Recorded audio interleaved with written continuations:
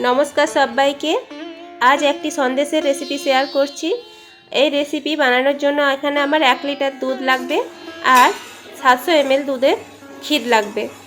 1 litre দুধ আমি গ্যাসে জাল দিতে বসিয়ে দিয়েছি। এইভাবে একবার ফুটে ওঠার পর আমি গ্যাসটা বন্ধ করে দেব। বন্ধ করে দিয়ে 2 মিনিট ঠান্ডা করে নেব। তার আগেই আমি 2-3 টেবিল চামচ ভিনেগার আর একটু জলের সাথে মিশিয়ে রেখেছিলাম, ওইটা অল্প অল্প করে দেব আর হাতাটা চালাতে থাকবো। একসাথেই সব ভিনেগার মিশ্রিত জলটা দিয়ে দেব না, তাতে করে ছানা খুব বেশি শক্ত হয়ে যেতে পারে। অল্প অল্প করে দিয়ে হাতা চালিয়ে ছানাটা কাটিয়ে নিতে হবে। এখানে পুরো ভিনেগার মিশ্রিত জলটাই আমি দিয়ে দিয়েছি। আপনাদের একটু কম বেশি লাগতে পারে, আমার পুরোটাই লেগে গেছে। এইরকম জলটা পরিষ্কার এসে গেলে তখন একটা সাদা কাপড়ে আমি ছেঁকে নেব, নাহলে এই ছাঁকনির সাহায্যে ছাঁকনিতে ছানাগুলো আধা ঘন্টার জন্য রেখে দেব। জলটা ঝরে যাবে, খুব বেশি চেপে চেপে জলটা ঝাড়ানোর দরকার নেই। 30-40 মিনিট পর ছানা থেকে জলটা ঝরে গেছে। কড়াই গরম করে কড়াইতে 2 টেবিল চামচ ঘি দিয়ে ছানাটা দিয়ে দিলাম। ছানাটা আমি এইভাবে ঝুড়ো ঝুড়ো করে নিয়েছি, খুব বেশি ঝুড়ো করব না, হালকা ভেঙে নিয়েছি ছানাটা। তারপরে ছানাটাকে নাড়তে থাকবো। কিছুক্ষণ নাড়িয়ে নেওয়ার পর 5 চা চামচ চিনি দিয়ে দিলাম। আর আমি ক্ষীরটা যে বানিয়ে রেখেছি তাতে আমি 4 থেকে 5 চা চামচ চিনি দিয়েছি। চিনি আপনাদের নিজেদের পছন্দ মতো নেবেন। তারপরে ক্ষীরটা যে রেডি করে রেখেছিলাম ক্ষীরটা দিয়ে দিলাম। ক্ষীরটা দিয়ে ভালো করে মিশিয়ে নেব।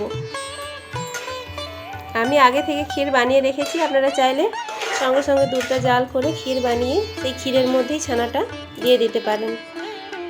কিছুক্ষণ নাড়িয়ে চাড়িয়ে নেওয়ার পর ফুটে উঠলে এলাচের গুঁড়ো দিয়ে দিলাম। আর এলাচটাকে খুব ভালোভাবে মিশিয়ে নেওয়ার পর কাজু আর কিশমিশ আমি ছোট ছোট করে কেটে রেখেছিলাম, সেটাও দিয়ে ভালো করে মিশিয়ে নেব। মিশিয়ে হালকা আঁচে এটাকে রান্না করে নিতে হবে।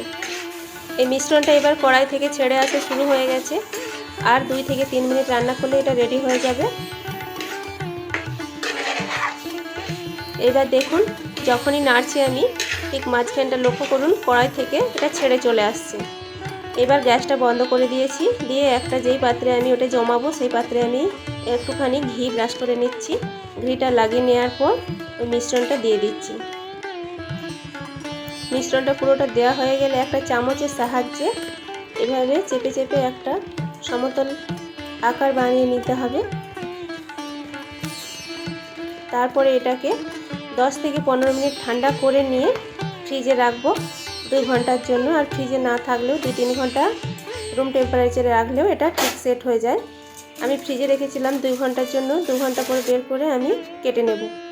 রেসিপি ভালো লাগলে লাইক কমেন্ট শেয়ার করবেন আর সাবস্ক্রাইব করে বেল আইকন প্রেস করে দেবেন, যাতে আপনার কাছে নতুন ভিডিওর আপডেট পৌঁছে যায়।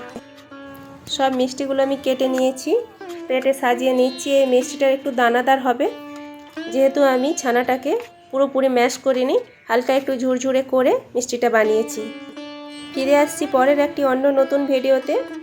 অনেক অনেক ধন্যবাদ।